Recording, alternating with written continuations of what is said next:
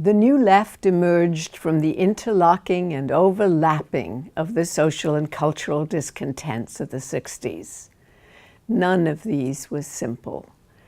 One might say that it thrived on the decade's climate of protest. Awareness of urban and rural poverty, about which Michael Harrington wrote in The Other America, and to which President Kennedy drew attention in the 1960 election, played a large role. But the civil rights leaders who took advantage of the moment to march against poverty and for jobs also converted many young people to their cause. And the New Left found its audience in the anti-war movement that grew with the escalation of a new war in Vietnam. The peace marchers who protested the war in Vietnam confronted Union members and state troopers who beat them up, demonstrating that peace was not to be achieved simply by asking for it. Demonstrators who gave flowers to military men armed with rifles and bayonets failed to convince very many to come over to their side. Those who burned their draft cards and destroyed American flags incited the military police to attack them. Slogans of "make love, not war" backfired, as both women and men were brutally beaten to break up the demonstrations.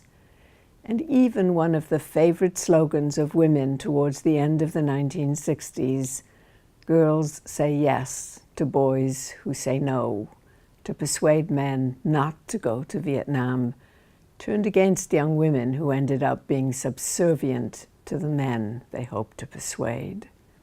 These 1960s protests relied not on an old left, which had relationships to the old socialist and communist Soviet Union, but to a new commitment to participatory democracy.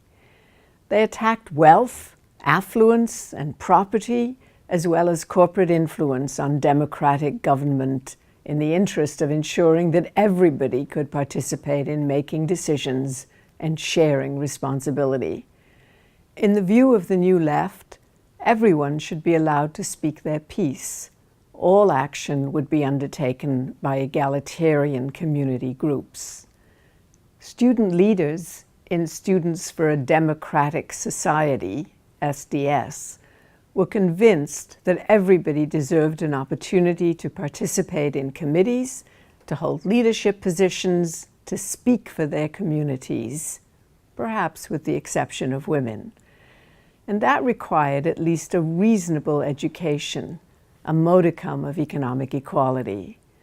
To achieve this, SDS turned by the late 1964 and early 1965 period to economic research and action projects, community-based projects in which men and women organized poor people to demand justice. Once again, women's expectations did not match the reality. They noticed that women did not share in the official leadership and grumbled loudly about who made decisions. They fretted about the dearth of women in committee offices or among those who led squadrons of either men or women into communities. Their roles seemed always to be in the background, staffing booths, preparing meals, distributing information. At the December 1965 annual meeting of the Students for a Democratic Society, Heather Booth and a number of her associates drafted a document similar to that drafted by women in the civil rights movement, asking two questions. Their questions were, what's the role of women in this organization? And how does that role relate to democracy? We, after all, they said, are excluded from this participatory democratic operation. The second question, why is there a tendency to talk about women filling slots rather than creating or leading programs? When they were laughed off the platform, women, black and white, women who came from the civil rights and anti-war movements, split off from Students for a Democratic Society. The move harked back to the 19th century abolitionist movement, when male abolitionists refused to acknowledge women's right to speak about women's issues, and women began to organize in separatist groups. By 1966 and 67, women were creating something akin to what we later called consciousness-raising groups. Women joined these groups to explore their poor positions in the movement and to make sense of the resulting loss of self-esteem. They wondered why they couldn't fulfill their sense of what they were or could be within SDS.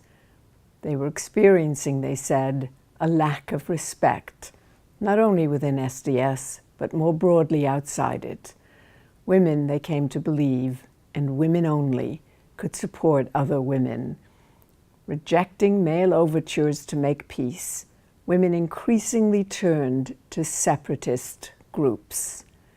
Here, in the middle of the 1960s, was the start of a new gender consciousness that imagined autonomy and independence, sexual freedom, and free love.